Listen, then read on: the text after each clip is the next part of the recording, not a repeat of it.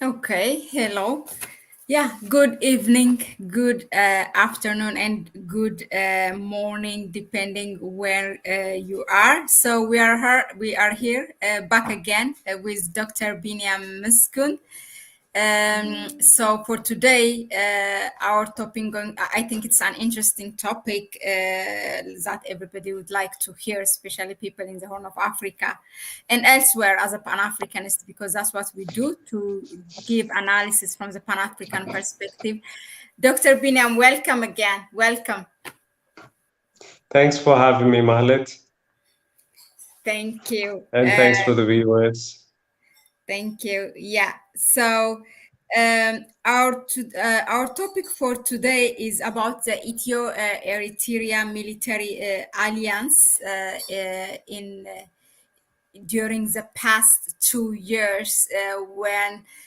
Starting from the 2020 November, when the Ethiopian National Defense Force was attacked. So it's a kind of, like we hear it mostly from the TPLF activists and then from the Western media, and even after the peace deal have been, meaning the recent peace deal between the Ethiopian government and the TPLF, that all we hear is let the Eritrea military, let them leave Ethiopia. They should leave, the northern part of Ethiopia. It's a less talked, topic, I would say. But before, on 30th December, Bloomberg and other international mainstream media have written saying that the Eritrean army is leaving Ethiopia's Tigray region. By that time, not most of, no official government from Ethiopia, or I think also from Eritrea, didn't say, except that from their tweets we read things which I will share later on. But before even we go to that, I think it's important to go back and look at when the peace deal was signed between Ethiopia and Eritrea. What was in it? What did they sign? What does it include? So yeah, Dr. Biniam, if you can shed a light on that, that would be great. Thank you, Mahalet. You're right. I think it's very important to go slightly back into the 2018 peace agreement between the Eritrean government and Ethiopian government have signed. Sometimes it's called the Asmara Accord and later on the Jeddah Accord. It has a significant security agreement to it. So there's a list of points that they have agreed upon to pursue peace and stability in the region. Economic integration are included in this agreement, and of course security is also part and parcel of this agreement. And I think the details are probably not revealed, but the outline is there, and the desire between those two governments, as I understand it, was also to expand it to make it into a regional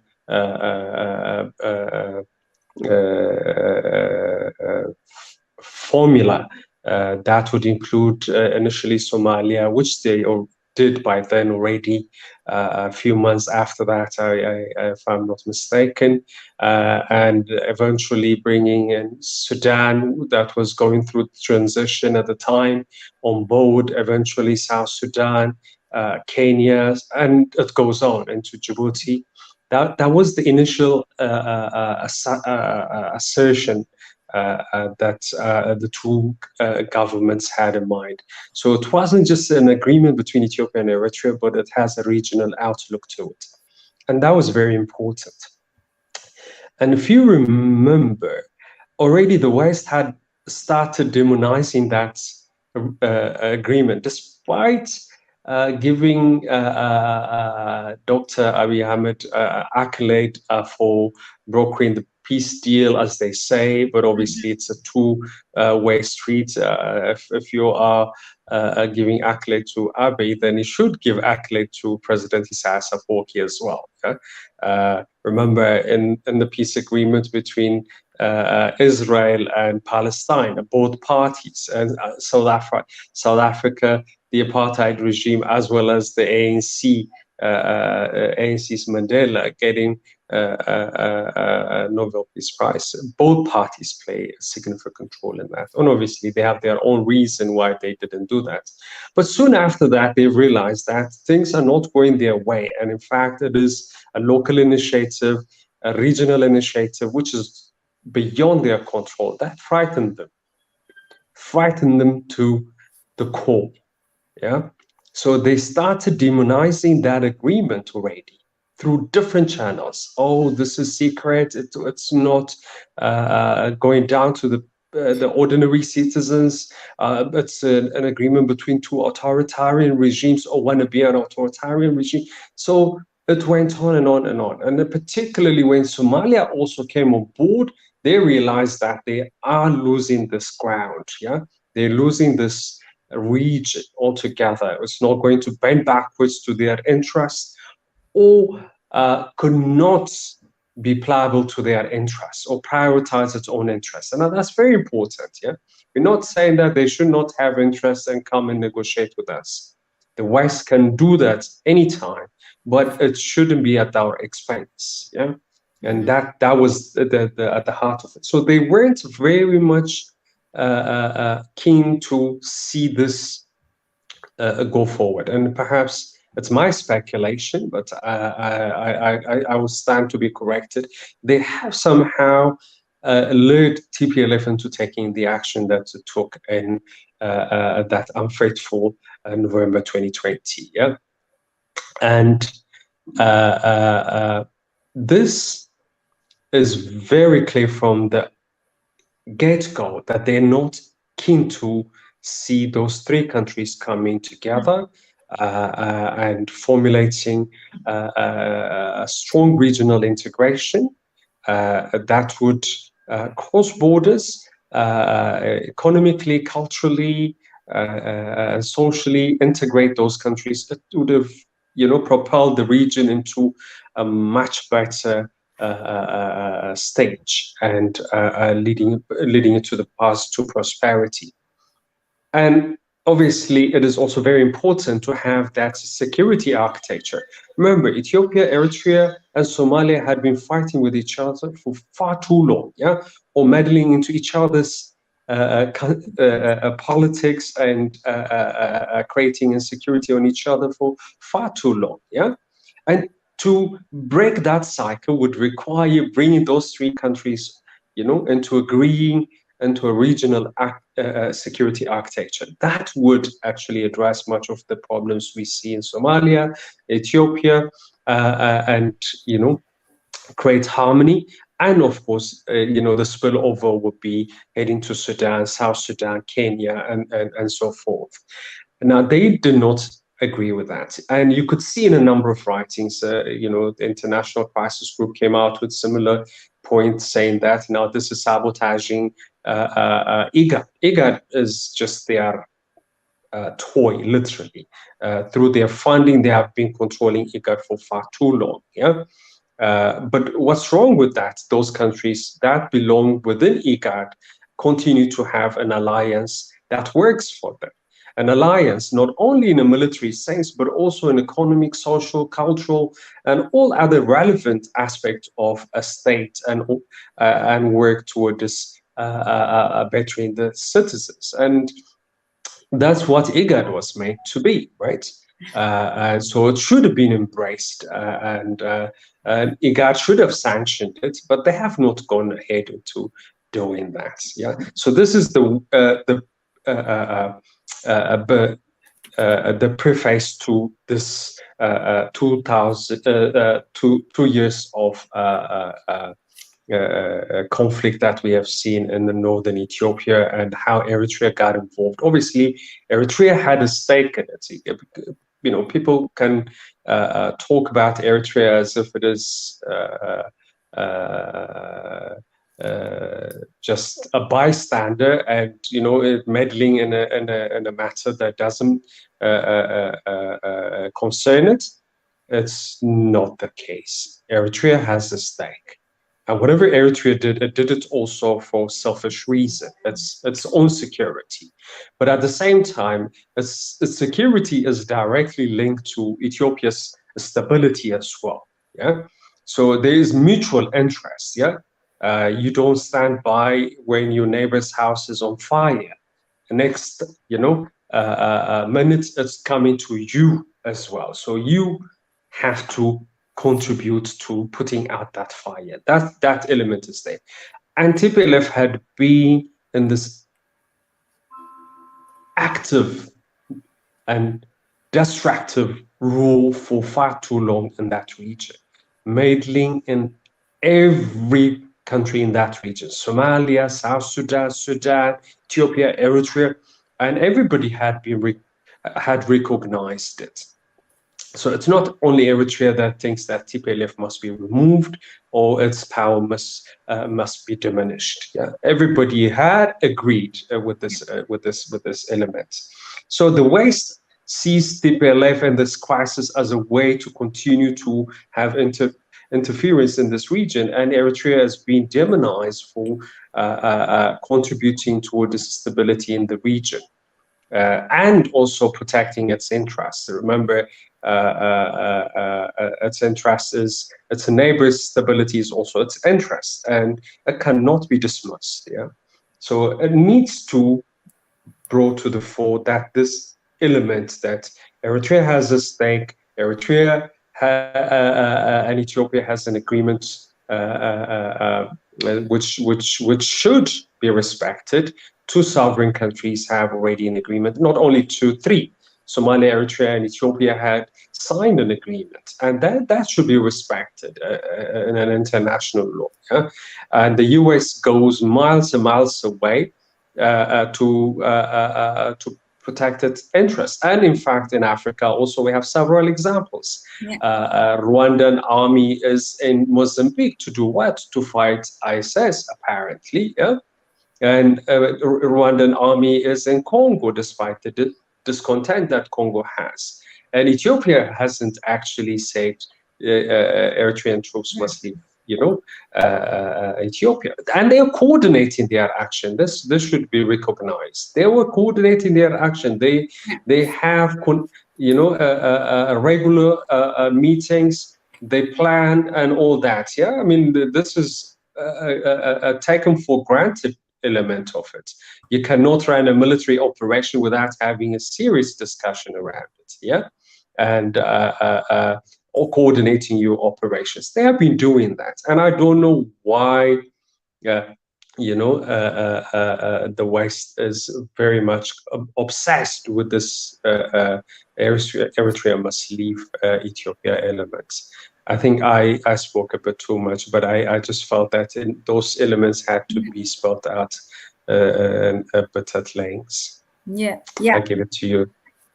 Yeah, thank you very much, Dr. Biniam. Indeed, really, that was an important point in the agreements. They do have an agreement to cooperate, economically, culturally, socially, including security architecture in the region. Yeah, so that is in line with their agreement as far as the understanding of my reading. So I don't know why they have to demonize it, as you said. Actually, I wanted to ask a follow-up question, as if there are no other governments or leaders or countries that have done this before within Africa and then globally, as if this is, the way it was presented in the past 2 years and still now is as if these two leaders have committed a crime, which is not a crime. It's they are guarding their own security interests and their people.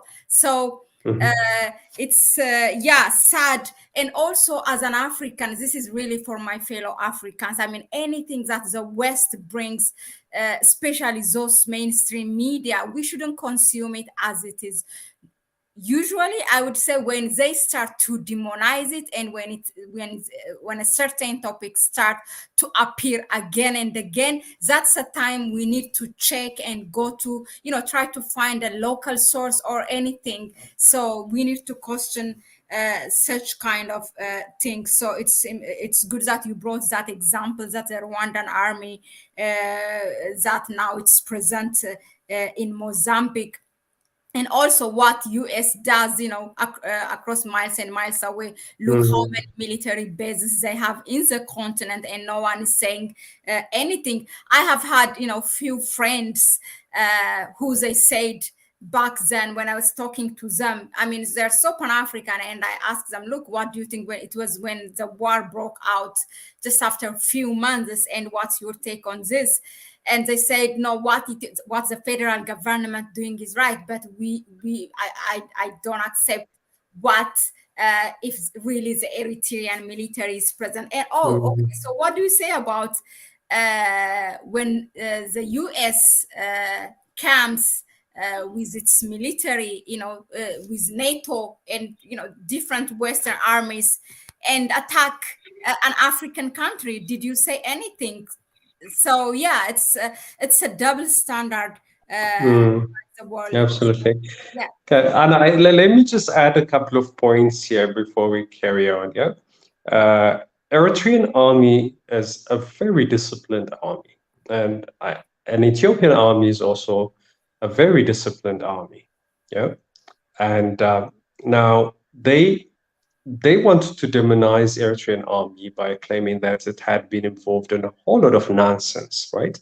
Very much out of touch narratives and stories that they have been cooking, way too devilish acts that they claim that the Eritrean army had been committing in Tigray, and that is the only way they could somehow water down or smear that this agreement, a security agreement, shouldn't be raised, that those two countries have a security agreement. Oh no, it is actually killing your citizens. It's actually destroying your country. It is actually doing all this devilish acts, and it's not helping you. So it has to be cast in that light in order for Eritrea not to take part, as a way of twisting Eritrea's arm, and of course also an Ethiopian government's arm. And remember that they have done this before as well. It's not new. When the Cuban army was involved in Angola, that's how they demonized the Cuban army. It's doing raping women, all sorts of, and they don't care, because rape is a kind of accusation that you're not required to put a proof on the table. Yeah. No evidence is required for rape claim, and it's a prosecution by media, not going to a court to defend yourself. So smearing it like that, and then hoping that would turn into an uprising against that particular army, or by locals. And they are hoping that Ethiopians would say no to Eritrean army, must leave our country. But I think I didn't get that impression from many Ethiopians. Of course, a few Tigrayans have been claiming that. They continue to claim that. Some continue to believe this bullshit. Excuse my language, but that's what it is. And some of the claims are very much even difficult to even repeat. Yeah. But the narratives that are coming out of Shire, the narratives that are coming out of Adwa, tells a different story altogether. They are actually, in good terms with the Eritrean army that had been in those areas. And in fact, even in the previous, in the first TPLF's war adventure, Eritrean army that moved into Tigray, in some parts of Tigray, were very much respected and had a very good relationship with locals. And locals had contributed significantly to hunting down of the TPLF leaders. I'm talking about TPLF leaders who sought to gain sanctuary among the so-called Tigray, what they call their home. Yeah, they are bastion, but that wasn't true. Yeah, time and again we have seen that. But again, it is a way to arm twist, to subdue and create a negative narrative, smearing the army so that Eritrea would be embarrassed and leave Ethiopia, or Ethiopian would rise against Eritrean army, or have a negative impression of Eritrean army's involvement in this conflict. I give it to you. Thank you, Dr. Biniam. Indeed, really, you have raised again, how they demonized Cuba. It's, sadly enough, we have, short memories. There's a lot of one thing I said this, it's like a cliche, but one good thing about the West is they have never been inconsistent in their systems, the ways they try to fail you, the ways they try to bring you down. It's always the same thing, the same steps they follow. It's just us who is not questioning when those things happen. For example, when they want to bring down a leader that they who did not bow to them, they start to demonize that person, and then tell a different story to its own people, and then they start to arm any rebel group in the country, and then they become as a negotiator, and then they establish this investigation committee or whatever together with the so-called international organizations. It's always the same thing. So and demonizing the leaders that's really typical, and we just follow them. And even sadly, again, our own local national broadcasting services in Africa, in most of African parts, they just take the mainstream media, like from BBC and Al Jazeera, and then they feed it to these billions of people. That's what we have in Africa, and it's very unfortunate. Two things before we go to the next question. There are, you brought those examples in Africa, but there are also other examples, even as we speak, whose army are one country's army meddling into the next, and who just got a free pass or just a silent treatment because they are protecting their own interest. And another thing is, I wanted to bring, there were some things that I remembered anyway. Maybe if I remember later, I will bring it. So now, going to the next question, I would like to raise related, regional cooperation. As we have seen since the establishment of the Organization of African Unity, there were two, ideologies. One is the Nkrumah group, who wanted really just unite or perish for all of the African states, and the other one is the Nyerere one, who wanted to do it regionally and slowly. Now, what we are seeing is, through time, that's what's happening. I mean, the African Union Commission doesn't have any power. Power lies within the leaders, within the individual states. So now what is more reliable is even actually the regional cooperations, the regional organizations.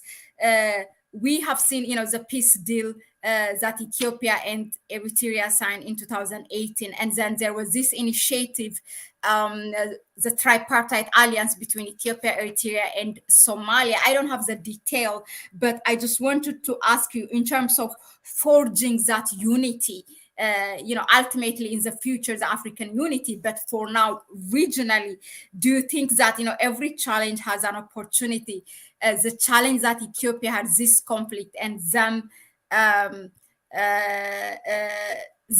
cooperating, meaning the two states security-wise, it was an opportunity for that, for such cooperation. What's your view on this? You may have touched this before, but maybe. Thank you, Marlit. Yeah, I have to say this. We have no choice but to actually move towards this direction. Yeah, if our region is going to see prosperity, stability, and a better future for generations to come. We have to address those challenges that we have, and those challenges are our inability to work together, to build trust among our citizens, our leaders, and more broadly in the region. Complement each other. Work in cooperative fashion rather than seeing their relation as a zero-sum game.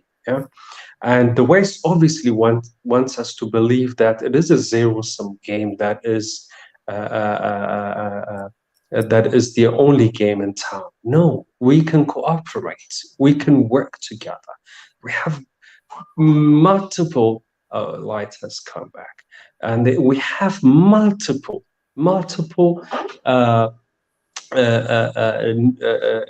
sorry about the noise. We have multiple nodes that we should build to advance our population's future, for the better. And that, I think, can only come through those kinds of regional coordinated efforts. You cannot address one town's problem by neglecting its surrounding. In the same way, you cannot address Ethiopia's problem by neglecting Somalia and Eritrea or South Sudan. Its neighbors are as much important to Ethiopia's stability and prosperity, and Eritrea sees it the same way. And Eritrea's foreign policy has consistently been a regional integration and regional stability is the only way we could address our, social, economic, and security challenges that we have in the region. And this, I think, has become the talk of the town. And recently, I think President Ruto of Kenya just raised that, we all have to come together in order to address our problem. You cannot try to deal with this issue by isolating one and working in cahoot with the other, sabotaging your neighbor, trying to gang up against it, and destabilizing. And all those destabilizing actors come from next door, or find their way through to you through next door. So if you are in good terms with the neighbor, then you close all those loose ends, and it's important to address that. And if you look at Ethiopia, Eritrea, Somalia, Djibouti, Sudan, South Sudan, Kenya, even all the way to Uganda, Rwanda, it's very much interconnected. If you see our challenges in that way, we can address it. Now, we're not only obsessed with this region called the Horn, Ethiopia, Eritrea, Somalia, whichever way you expand it, to include Sudan, South Sudan, Kenya, but we need to go beyond, see Chad and Central African Republic, all the way to West Africa, the coast of West Africa.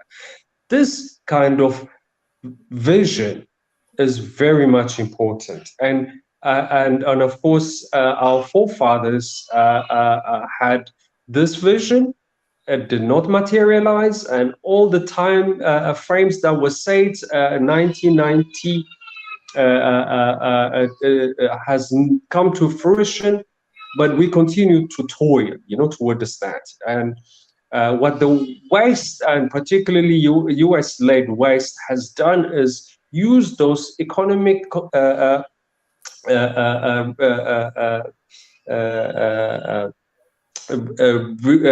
regions that we have. We call them regional economic commissions, RECs,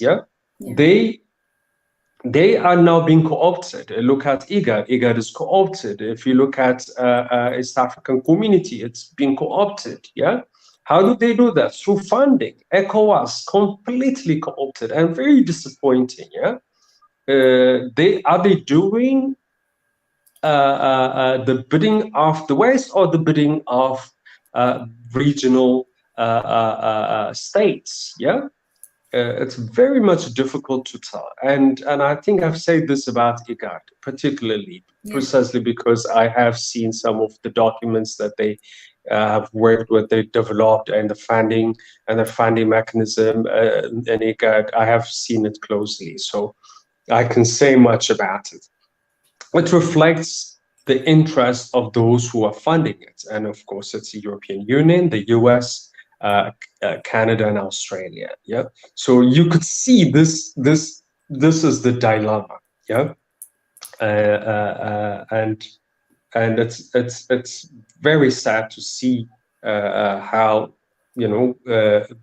our regional mechanisms that were meant to take us to the next stage of our destiny, have relegated their duties, and that's really, really disappointing. And we need a serious reform in that.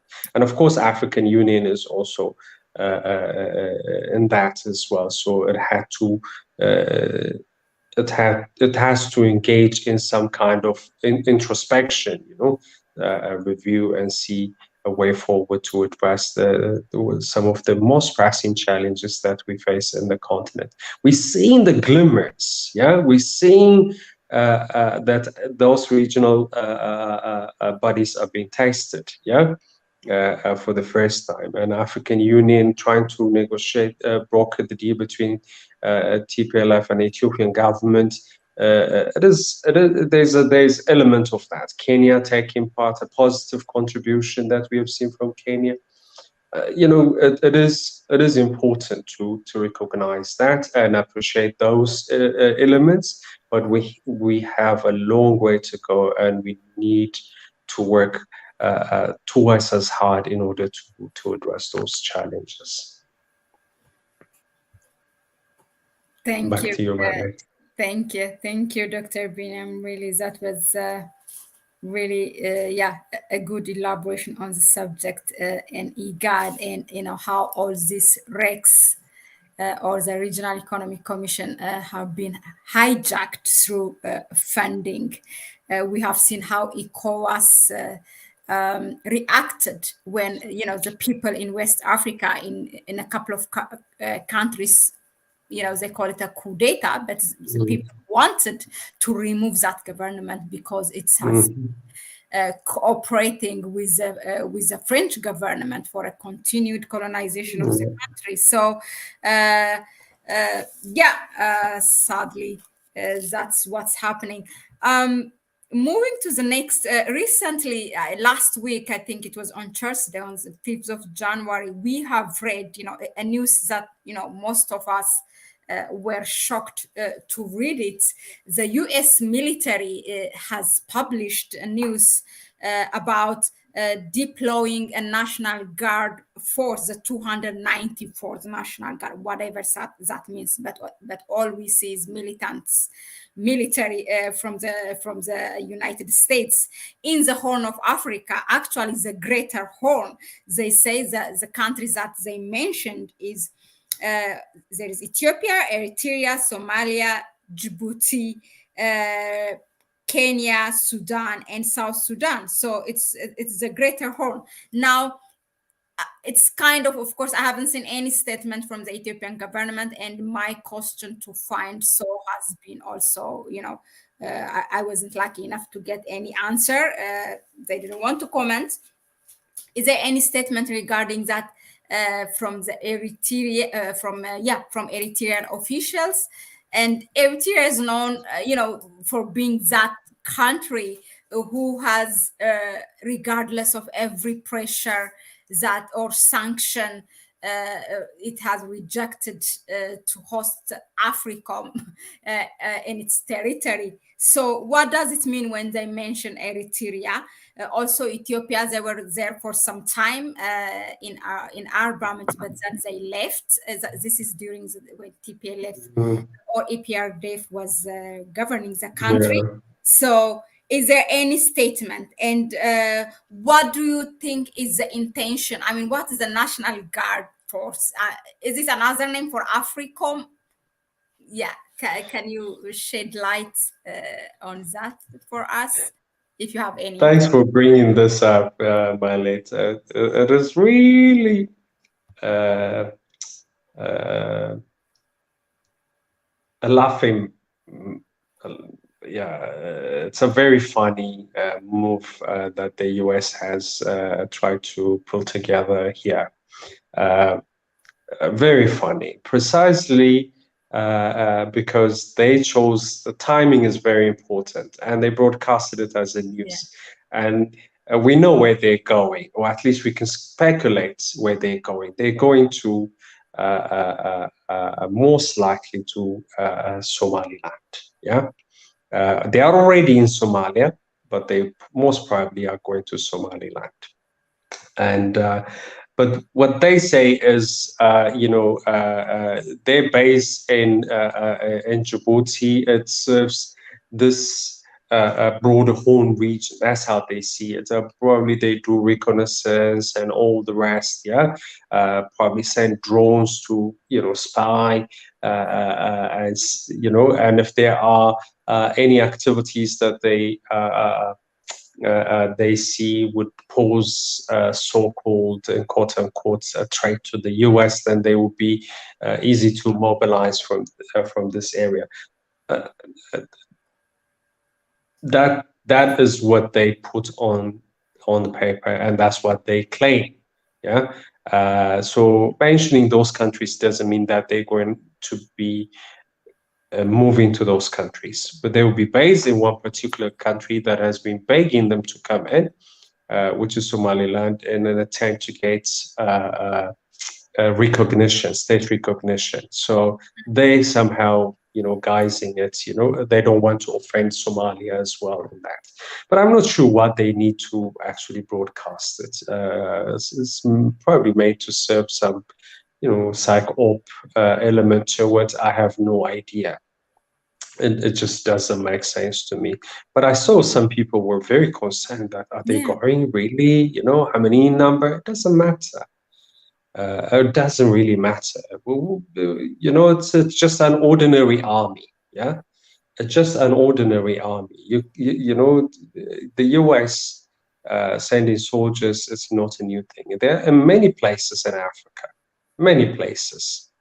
I know they have this streak of contributing negatively to those places. Wherever they are, they are always in a stability in that area. Yeah, we just should look at it very with a close eye, but not intimidated at the way that many people were being shocked. I wasn't shocked. I just saw it as what the US does. Yeah. It's an empire. It does it. I mean, it hasn't asked those countries if they would want U.S. Army close by, but they just made a decision that we're going to control you. Yeah, even if we're not coming into your country, you're not allowing us to come into your country, but we're going to sit by next to you. That's what they're saying basically. I don't think any state is intimidated by that. And of course that they claim that this particular group is now going to set up the infrastructure for the major troop movement to that region. That's what it claims, if I'm not mistaken. Obscured statement that says for what infrastructure. It's really scary, even the fact that the leaders or the states, the member states of African Union are not intimidated or worried by this. I'm intimidated. No, don't be. I wouldn't be, and nobody should be intimidated by this. Yeah, uh, just the US has an ordinary army. Don't think it is major. Yeah, look at what has happened in Afghanistan with all that weaponry and all that they have. Turned out they destroyed the country, but what did they take home? I don't know. Maybe they did other things, but what do they have to show for it? Nothing. And I think we need to recognize that their power is in the money, the resource that they have.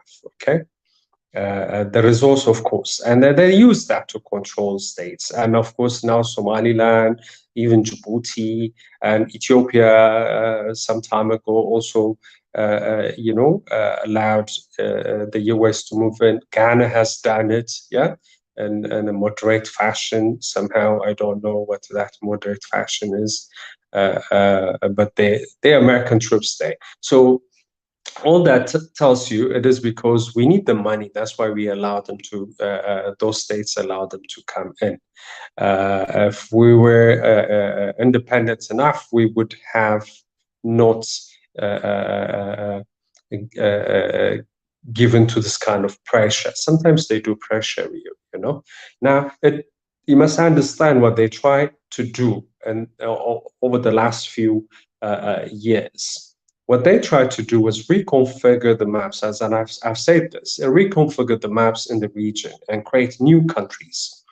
And that would allow them then to kick China out of Djibouti. China has established its base in the most strategic section of the Red Sea. They are at the throttle. Even Camp Lemonnier doesn't come close to what China has. Yeah. So what they're doing is that they want to project power in that area, in the Red Sea, in the throttle, but also project power towards the Indian Ocean. Yeah.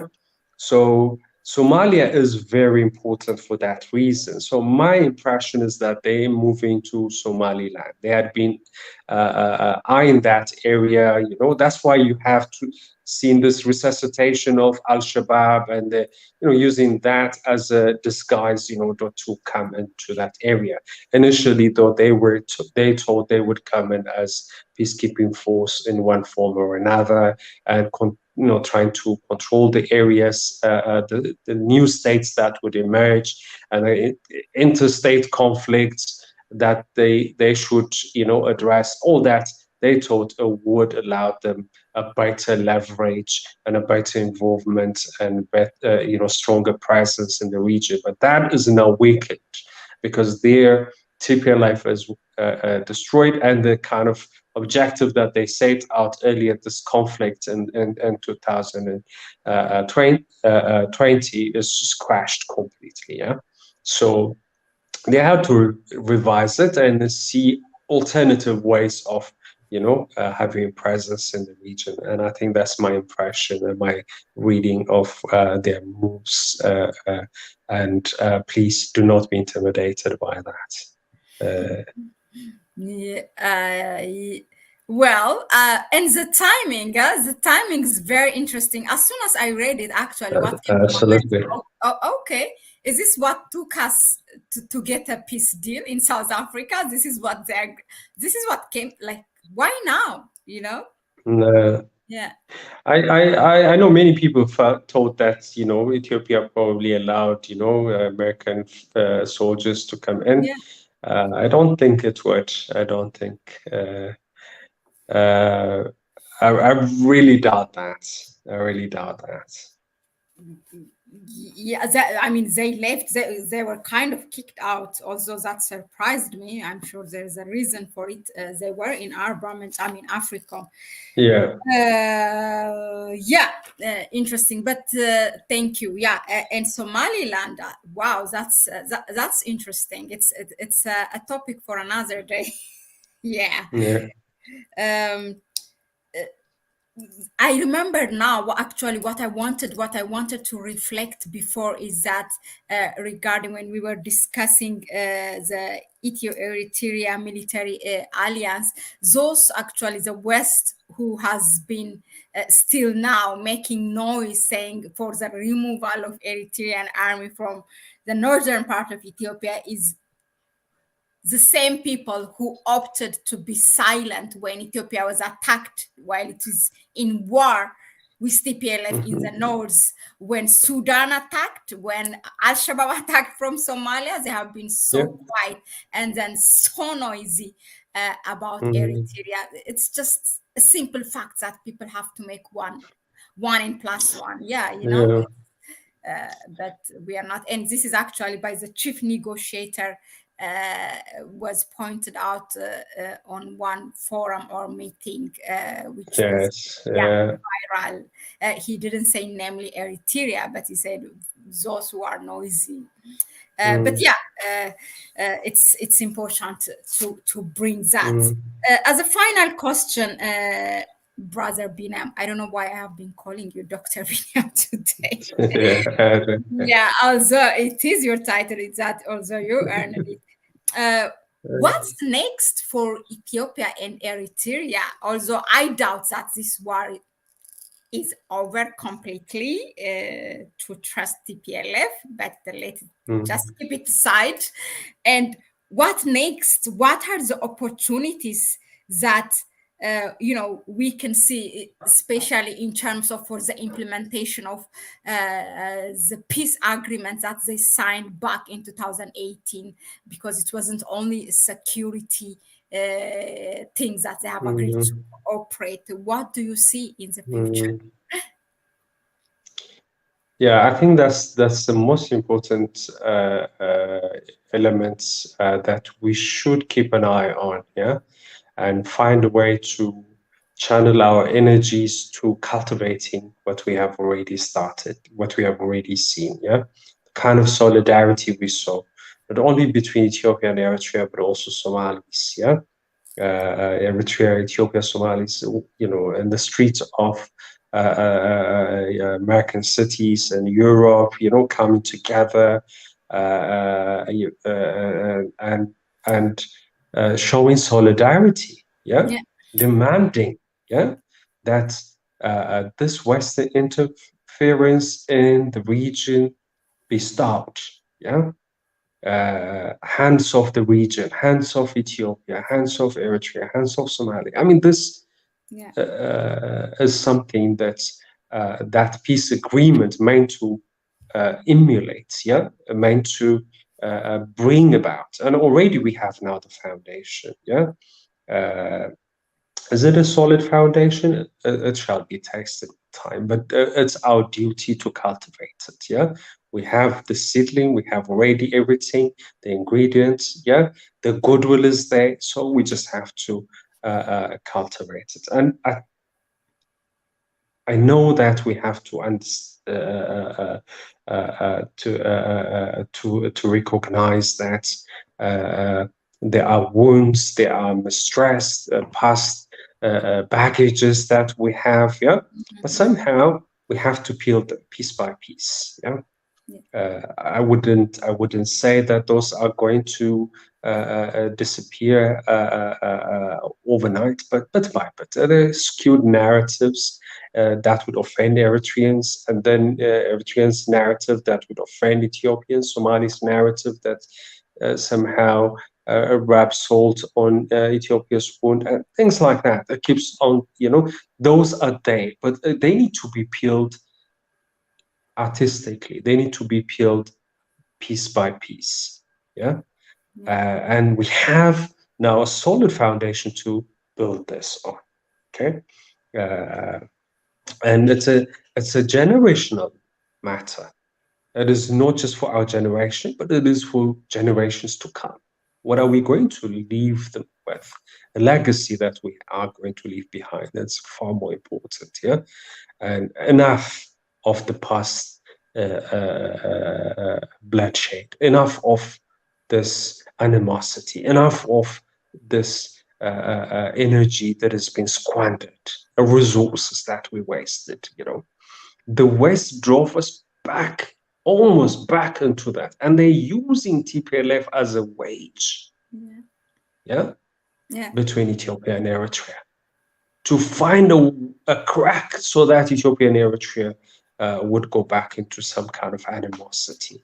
All the narratives that they cook through their medias, there are certain elements, always trying to find a way to get Eritreans irked, to get Ethiopians be angry against Eritreans. Even their ambassadors was claiming in their Twitter that former ambassadors or current ambassadors, once an ambassador is forever an ambassador in any case. So he was claiming that, you Ethiopians should be angry by Eritrean interference in your own affairs.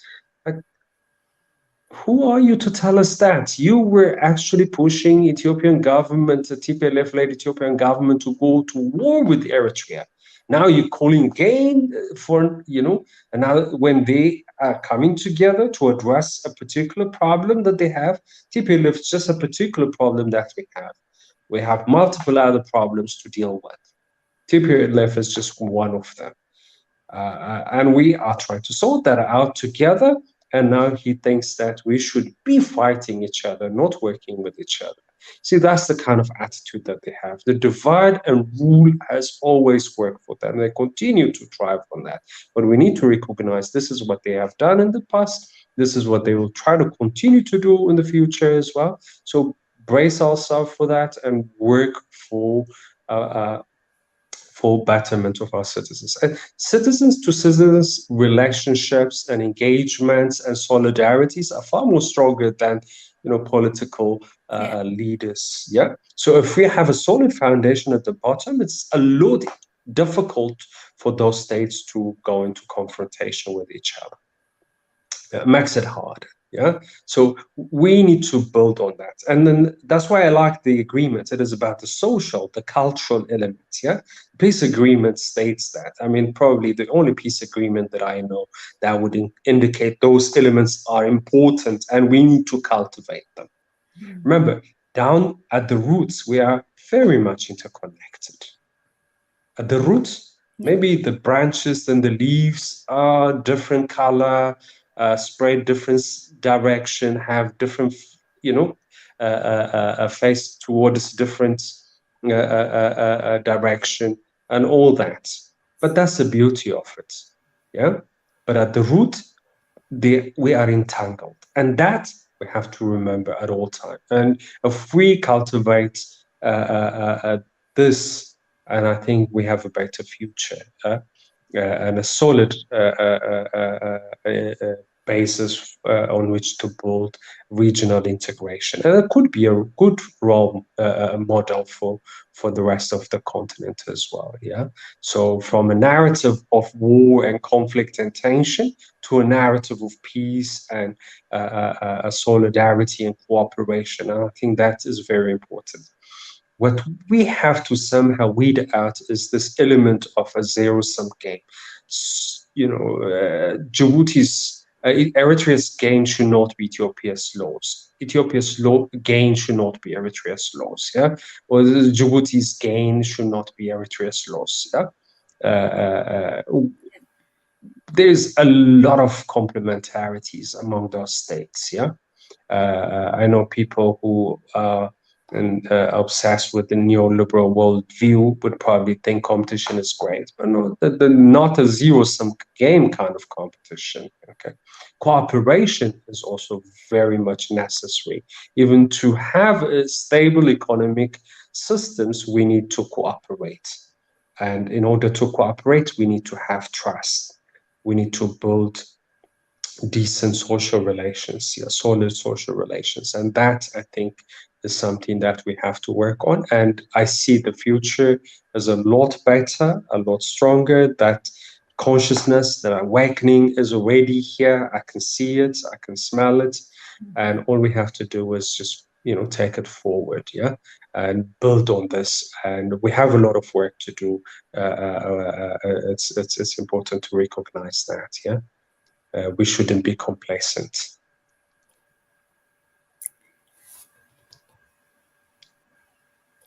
Thank you very much for those powerful words, Brother Biniam. Indeed, it's really important to cultivate uh, those relationships, and it's easier. It's easier when it is politically. It's hard, but people have always known how to live together. In fact, that's the only thing that they know. So they they know how to cohabit. Nobody have to lecture them. This is human, and that's what Yeah. they do. If we go to by the border between Ethiopia and Eritrea, or Sudan, the North Sudan, or the big Sudan and South Mhm. Sudan, or any any country, neighboring countries that had a conflict, people live together. They know how to live together, and Absolutely.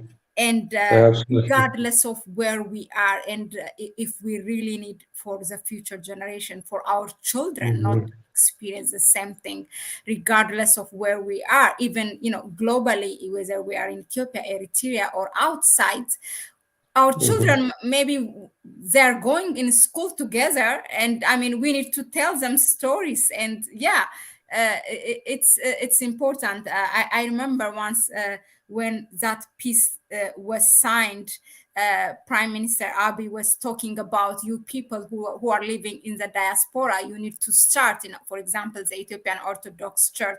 I mean, have one church, you are in the same thing. So Yeah. why you need to have Eritrean and Ethiopian Orthodox Church when you live abroad? So he's right. Those are the things.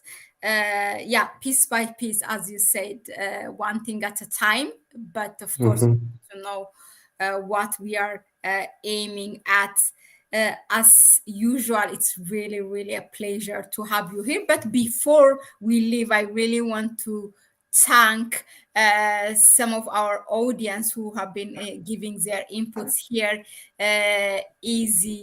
Easy D, he said, yes, I agree with your analysis, Biniam. The West prefers divide and rule. They dislike unity because it diminishes the influence. That's why. Mike Mhm. V, thank you. He said he shared it on his social media. Uh, Also, Sinovia, yeah, she said, I'm learning about the AU. So far, there is little to be proud from them. I mean, yeah, I mean, AU is for the people. We need to claim that. We cannot just leave it for leaders. We need to Yeah. claim it. We cannot Mm. just say, oh, AU is this. That I don't agree. I mean, Mm. claim things on the paper are really good. So as a citizen, Mm. we need to claim it, and make Yeah. whatever we can efforts for it to live by the words that it's established for originally. Mm. Uh, yeah, thank you very much again, Brother Biniam. Yeah, thank you. Thank you, Marlet. Really appreciate the work you put into this. And as always, it's a pleasure to be here. Thank you. Thank you. Yeah. So those of you who really, if you like our discussion, so please share it with your friends, with your network, so that people can be family. So that way also you can empower us. So yeah, thank you. That was it for today. And tomorrow at the same time, 8 p.m., we will talk about the renewed scramble for DRC, or the Democratic Republic Congo's resource in the region or in the continent. So yeah, tune in, and bye for now. Bye bye. Bye, Brother Biniam. Bye. Bye. Bye. Thank you. Sure.